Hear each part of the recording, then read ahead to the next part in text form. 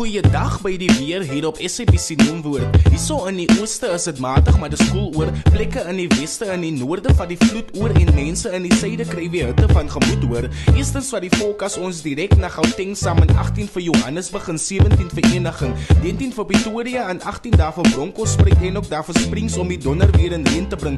Volgende gaan ons na die provinsie Limpopo met 20 Palaborwa en 16 Polokwane, 19 Lapalale en 20 Komosina en enkele donder bye daar van Mokopane. Hier in Mpumalanga is 'n baie koue naweek met 17 van Middelburg en 18 vir Secunda, 15 Carolina dieselfde versended en met klein bietjie hitte daar vir plekke soos Kukuza. Afverteen die kus daar vir KwaZulu-Natal het ons 19 Ulundi en 18 vir Vryheid, 21 Durban en 12 daar vir Kokstad waar koue te met beide van sy hande om jou lyf gryp.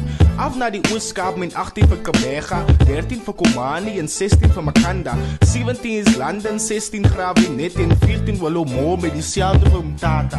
Nou vir die Weskaap lyk dinge baie pragtig met 19 vir Lyngsburg as ook Riversdal, 18 vir Oudtshoorn en 20 vir Kaapstad met klein bietjie wolke maar geen reën sal val.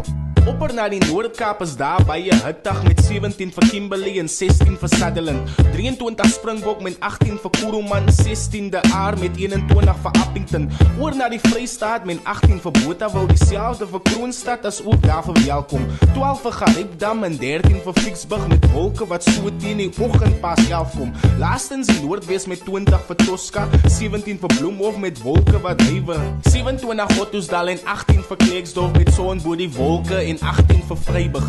Môre het ons weer 'n mistige lang dag met reën wat net daar teen die kus op die rand val. Dis dan die uitsig van weer van my kant af. Veilige lekker naweek vir julle almal.